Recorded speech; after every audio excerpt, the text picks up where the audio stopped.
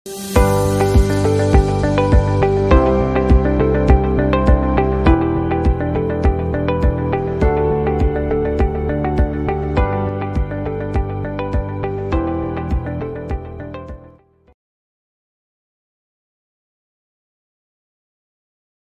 हम संस्कृत में काव्य की परिभाषा इसके बारे में जानकारी प्राप्त करेंगे।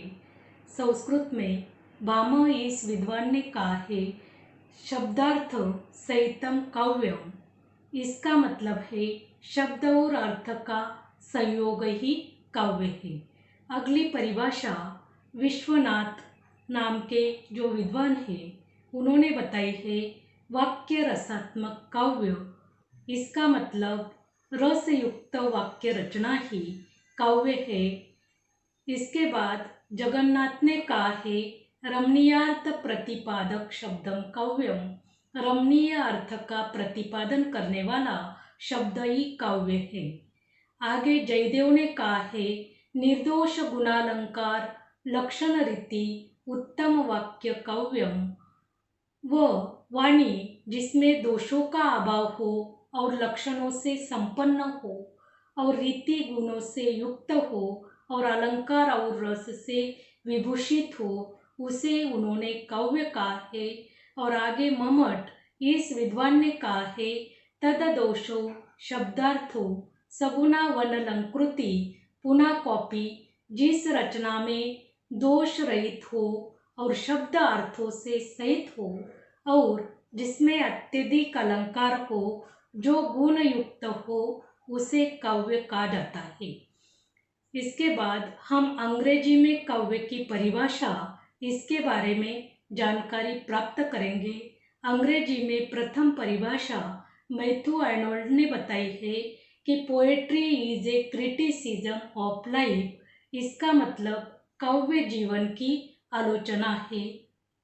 अगले विद्वान हडसन जी ने कहा है कि poetry is interpretation through imagination emotional.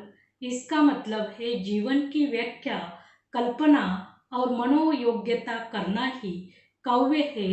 और आगे कॉलरिज ने कहा है कि poetry is a best word in best order. इसका मतलब है काव्य सर्वोत्तम शब्दों का उत्तमोत्तम विधान है। और वर्ड्सवर्थ जी ने अंग्रेजी में जो परिभाषा कही है तो वह है, poetry is spontaneous overflow of powerful feelings. इसका मतलब है काव्य भावनाओं का सहज उद्रेक है। और विल्सन जी ने कहा है कि poetry is coloured by feeling. इसका मतलब है काव्य भावनाओं से मिश्रित है।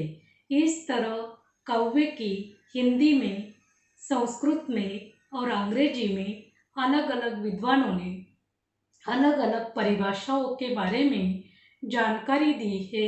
इन परिभाषाओं के बारे में विचार करते हुए यह स्पष्ट होता है कि मुंशी प्रेमचंद और मैथ्यू आर्नोल्ड की जो परिभाषा है वह सरल है, क्योंकि काव्य जीवन की आलोचना है। जीवन की आलोचना कहकर उन्होंने उसको एक सीमा प्रदान की है। उसके बाद कवि प्रसाद ने कहा था कि आत्मा की संकल्पनात्मक अनुभूति, ये इसका मतलब है काव्य। तो आत्मा शब्द का प्रयोग उन्होंने किया है, परंतु कविता के लिए शुक्ल जी ने व्याख्या की है कि हृदय की मुक्ति की अवस्था की प्राप्ति के लिए मनुष्य की वाणी को जो शब्द विधान करा देती है उसे काव्य कहा जाता है। इस तरह अलग अलग विद्वानों ने काव्य के बारे में अलग अलग मतों को स्पष्ट किया है। उसी तरह संस्कृत के विद्वान जयदेव ने निर्दोष गुणालंकार लक्षण रीति उत्तम वाक्यम काव्य ऐसा कहा है। और आचार्य मम्मट ने तद दोषो शब्दार्थ सगुना वनलंकृति पुनः कॉपी ऐसा कहा है। तो उपर्युक्त विभिन्न भाषाओं का विश्लेषण और खंडन मंडन करने के बाद यह विचार किया जाता है कि काव्य की भाषा परिभाषाओं को एक क्रम में इन आचार्यों में इतनी परेशानी हुई क्योंकि इसका उत्तर स्पष्ट है कि काव्य का उद्देश्य वह बहुत बड़ा मानते थे। भामह ने काव्य निर्माण में धर्म, अर्थ, काम और मोक्ष की प्राप्ति को महत्व दिया है। इसके बाद मम्मट ने प्रीति या आनंद को श्रेष्ठ माना है, परंतु उसके व्यावहारिक अथवा लौकिक प्रयोजनों की उपेक्षा की है। मम्मट ने आनंद को बहुत अधिक महत्व दिया। काव्य के इस आनंद अथवा प्रीति को ब्रह्मानंद सहोदर कहा गया है। इसके बाद उद्भट इस विद्वान ने अलंकार को काव्य की आत्मा माना है। इसी तरह रस में हृदय पक्ष की प्रधानता है और ध्वनि में बुद्धि पक्ष और भाव में कला पक्ष की, और उपयुक्त परिभाषाओं में भामह की जो परिभाषा है वह अतिव्याप्ति दोष से ग्रस्त है।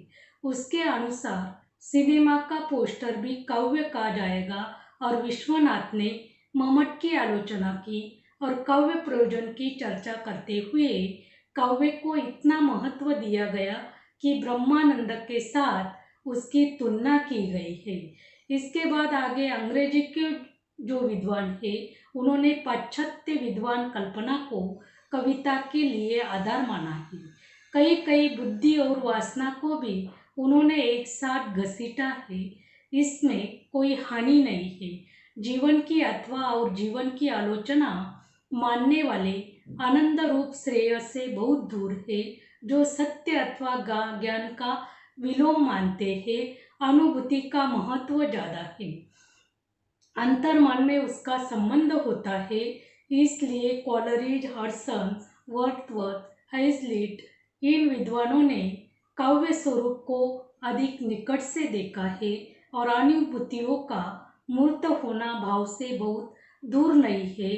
वर्ड्सवर्थ की परिभाषा में विस्तार है।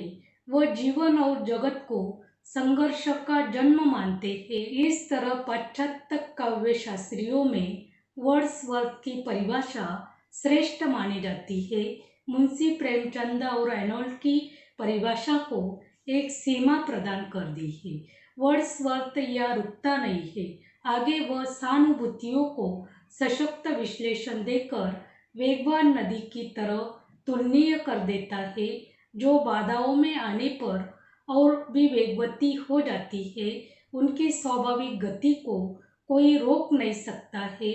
ऐसा कहकर वर्ड्सवर्थ ने छंद प्रदान एवं गति प्रदानता इस बात को अधिक महत्व प्रदान किया है। इस तरह प्रथम पाठ में आप लोगों ने काव्य की हिंदी, संस्कृत तथा अंग्रेजी परिभाषाओं को ज्ञात किया।